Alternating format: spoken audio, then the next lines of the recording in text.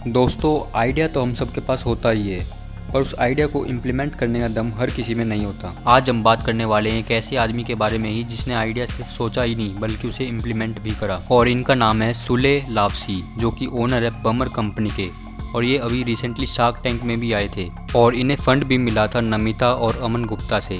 इनका बिजनेस जो है वो अंडरगारमेंट्स से रिलेटेड है। तो सबसे पहले तो ये जानते हैं इनके पास आइडिया कैसे आया इस बिजनेस का। तो सुले लावसी जो है वो अहमदाबाद के रहने वाले हैं और इनका फैमिली बैकग्राउंड जो है वो भी टेक्सटाइल बिजनेस से रिलेटेड ही है, वो भी कई सालों से। तो अपने हायर एजुकेशन के टाइम से ये टेलरिंग का काम सीखना चाहते थे, पर उस टाइम इन्हें कोई खास मौका नहीं मिला था। फिर आती है इनकी मास्टर्स की डिग्री, जो कि इन्होंने की है कैलिफोर्निया से, और वो भी एंटरप्रेन्योरशिप एंड इनोवेशन फील्ड से। और ये जिस यूनिवर्सिटी में पढ़ते थे उस यूनिवर्सिटी का नाम था यूनिवर्सिटी ऑफ साउदर्न कैलिफोर्निया। वहाँ इन्हें बहुत सारे बिजनेस फाउंडर्स मिले, स्टार्टअप वेंचर कैपिटलिस्ट मिले, इन्वेस्टर्स मिले, और काफ़ी सारे इसका सर्कल भी इनका ऐसा बना कि बिजनेस से रिलेटेड, क्योंकि कोर्स ही इनका ऐसा था एंटरप्रेन्योरशिप का, तो काफ़ी ज़्यादा इनसे मोटिवेशन मिलती थी और काफ़ी कुछ सीखने को भी मिलता था। पर जब तक इन्हें अंडरगारमेंट्स मार्केट के बारे में कुछ नहीं पता था, ना इन्होंने कुछ सोचा था। जब इनकी मुलाकात होती है एक ऐसे इंसान से जो यूनिवर्सिटी में ही पढ़ता था और वो बात कर रहा था अंडरवेयर मार्केट की, कि इस फील्ड की भी एक अलग ही मार्केट है।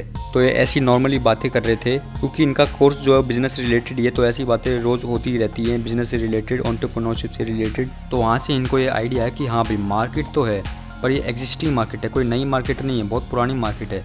तो इस एग्जिस्टिंग मार्केट में मैं क्या अलग कर सकता हूँ, ये इन्होंने सोचा। छोटे बच्चे से लेकर बड़े बूढ़े तक हर कोई इसे यूज़ करता है, पर पहनता वही है जो बहुत पुराने टाइम से चले आ रहे हैं। वही पुराने डिज़ाइन, वही पुराने कलर्स अंडरवेयर के, जैसे ब्लैक, ब्लू, ब्राउन। तो इन्होंने सोचा क्यों ना इसमें कुछ अलग किया जाए, इस सिंपल और बोरिंग डिज़ाइन को क्यों ना फंकी डिज़ाइन में बदल दिया जाए। और सिंपल सी बात है कि ज़्यादा फैंसी और डिज़ाइनिंग आइटम्स बड़े उम्र वाले लोगों को पसंद नहीं आएंगे। तो इनकी जो टारगेट ऑडियंस थी वो थी यंग जनरेशन, जैसे 18 से 25-30 साल वाले लड़के। पर सिर्फ फैंसी और डिजाइनेबल प्रोडक्ट या अंडरवेयर बनाने से आपका प्रोडक्ट नहीं बिकने लगेगा। उसके लिए आपका प्रोडक्ट कंफर्टेबल भी होना चाहिए और थोड़ा सोसाइटी वगैरह देख के भी प्रोडक्ट बनाया जाए तो और अच्छी बात है। तो इसलिए इन्होंने केमिकल और पेस्टिसाइड फ्री प्रोडक्ट्स बनाए अपने सारे, और इन्होंने रेगुलर कॉटन की बजाय मॉडल फैब्रिक यूज़ किया है, जो काफ़ी सॉफ्ट होता है, वो भी काफ़ी डिफरेंट डिजाइनेबल प्रिंट्स में, अलग अलग कलर्स में, यूनिक कलर्स में। और इन्होंने अंडरवेयर की सॉफ्टनेस पे बहुत ज़्यादा काम किया है, ऐसा लगता है जैसे कुछ पहना ही नहीं हुआ है, इतना सॉफ्ट तैयार किया जाता है। और क्वालिटी पे कभी भी कॉम्प्रोमाइज़ नहीं किया गया है, इसलिए जो इनका प्रोडक्ट एक बार लेता है वो बार बार लेता है। और 2020 में इस कंपनी की शुरुआत हुई थी और सारा काम इन्होंने ऑनलाइन ही किया था।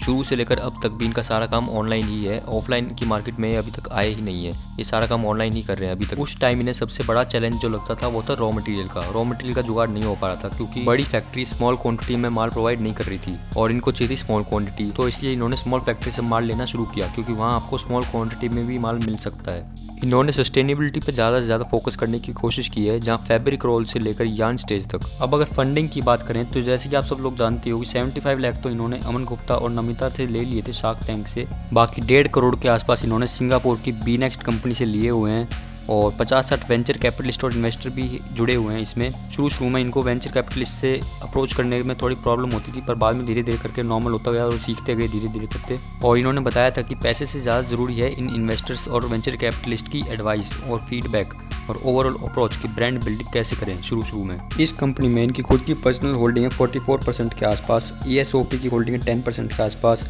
एंजल इन्वेस्टर्स की होल्डिंग है 6.5% के आसपास। 2022 में इनकी वैल्यूएशन थी 18 करोड़ और एनुअल रेवेन्यू जो था पिछले साल वो था 2.5 करोड़, जिसमें मंथली सेल्स जो आई थी निकल के वो थी 15 से 20 लाख रुपए मंथली। और इन्होंने बताया कि शार्क टैंक में आने के बाद इनका रेवेन्यू जो है 5 गुना ज़्यादा बढ़ गया था, पर इनकी नेगोशिएशन स्किल काफ़ी बढ़िया थी। 0.5% इक्विटी भी इन्होंने इतनी आसानी से नहीं दी, और इस चीज़ के लिए नमिता ने भी सोशल मीडिया पर इनकी तारीफ करी थी। उस टाइम जब ये आए थे इन्होंने लिखा है कि 60 लाख की एनुअल सेल थी, पर फिजिकल ईयर 2023 में 11 करोड़ की, जिसका करंट MRR है 2 करोड़ के आसपास। ये लिखा है नमिता ने अपना सोशल मीडिया पे।